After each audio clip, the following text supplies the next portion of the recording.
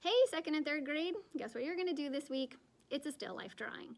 It's something artists do all the time, and you're gonna use it as a practice for training your eye-hand coordination, and also like kind of as a practice for can you see something and then draw what you see. And we'll get into that just in a little bit, but I just want to tell you about some of the things you're going to need for your work this week. And it won't take long, maybe 20 minutes you can set aside for this. And it really is just meant to be like practice, like the way you go to soccer practice or basketball practice. That's all this is.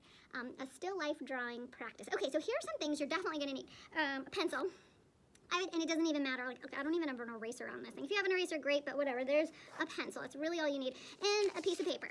I pulled this out of the recycling, so that's good enough. I actually pulled this one out of the recycling, and look, it even has writing on the back, so that's good enough. As long as it has one blank side, you're never even gonna believe it. But here's a box, an old Sharpie box.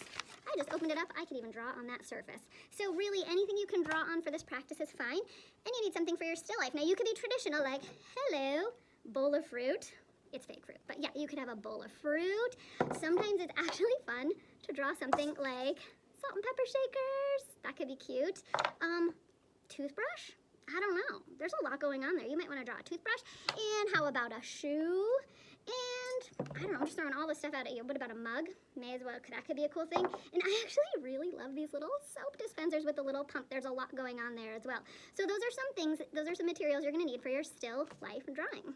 You might be wondering, what is a still life drawing anyway? It might be a word that you think you've heard before, but you're not really sure what it means. Or maybe you thought it was something really fancy that artists did. But guess what? It's not fancy. It's not fancy at all. So let me show you a couple examples and then we'll get to the work.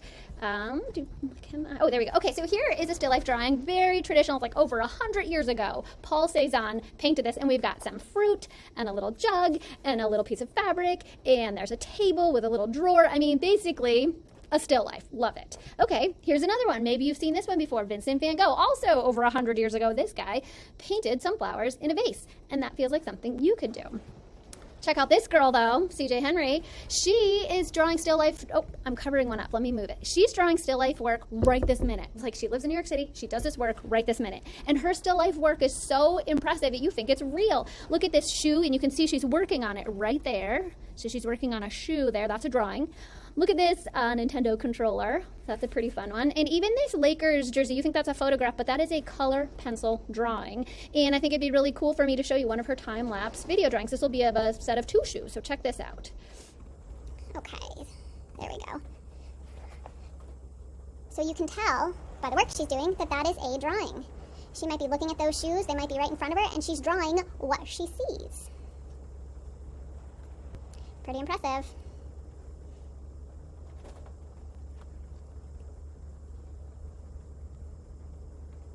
Yeah, we'll let it play to the end. Oh my goodness. It's just like, what? Okay, so now for the work that you need to get to. And like I said, just spend about 20 minutes on this, and it's just an exercise or a practice in you trying to see something and draw what you see. Now, I say that a couple times because look over here. I have this all set up for us. This is the still life I chose to set up. It's just my water bottle and an apple. It's a fake apple. Okay, so water bottle and apple, good enough. That's what I'm gonna draw. And you can draw one thing in your drawing. You don't have to draw two things. You can just pick one thing, but I picked two. And so here what I have for you is a really important message. Do not, under any circumstances, try to draw the water bottle or the apple. That is really hard. If you tell me to draw an apple in a water bottle, I'm like, oh my goodness, I can't. I really feel like I'll never get it done. It feels really hard. There's a lot going on with an apple and a water bottle. Okay, but there's a trick. And this is the thing you have to practice. It's like practicing your ukulele. You need to close one eye. No joke, really. Close one eye.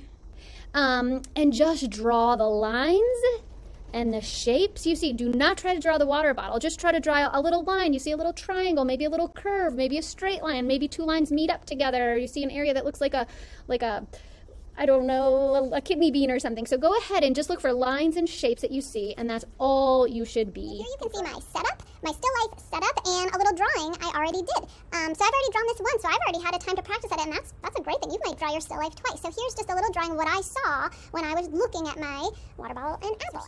I want you to see what I'm drawing. So there's the water bottle and the apple, and now I'll show you what I'm thinking about when I'm drawing.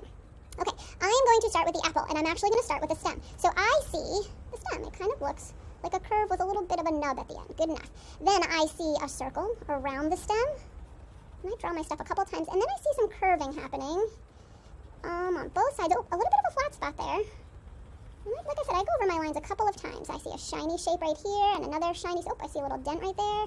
Seems a little bit darker in that, oh, a lot darker at the bottom.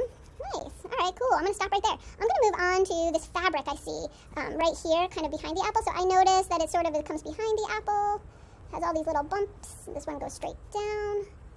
A lot of triangles in here. Okay, that looks pretty good. All right, so that's some of my fabric that's happening in the background. Now I'm going to move on to my water bottle. Now I notice my water bottle is not at the same, it feels like up a little higher, if you see where I'm working right there. It's up a little higher than the apple. Oopsie, I don't know what that's all about. I don't know where that box came from. Oh, got rid of it. Okay, see how the water bottle is up above the bottom of the apple. So I'm going to start up above the bottom of the apple right about there, and it's not a straight line, it is a curve. And I have some extra lines, so I'm just going to draw right through them. And then I'm going to kind of do some straight lines. I notice it goes behind the apple a little bit further. Some nice straight lines all the way up. I draw them a couple times. And at the top of my water bottle, I'm noticing it curves in on both sides.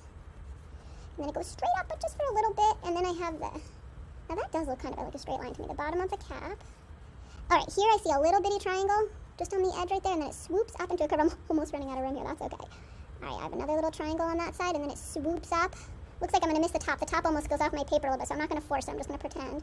Then I see the hole in my cap. And actually, I can see the back side of that, but only on one side. All right, and so then it looks like I have some more kind of shapes in here. And you know what I'm going to do? I'm going to go over my lines a little bit more. And I can see the back of my fabric sort of hangs off the edge. The bottom right there. Okay, guess what? That's it. Done. That's all it took. And guess what? I'm going to edit out the bikes. I'm not even going to draw the bicycles. I'm not even going to do it. So here's one version of my still life. And you know what? I'm going to go ahead and put the other one side by side. So here's one version. And here's the other one that I had drawn earlier. So I put it here because it's a little darker. It's in Sharpie, so you can see it. That's all. So your job, notice, I didn't try to draw the water bottle. I kept talking about curves and lines and things meeting up in little triangles and little areas. And that's something I want you to practice doing this week at home.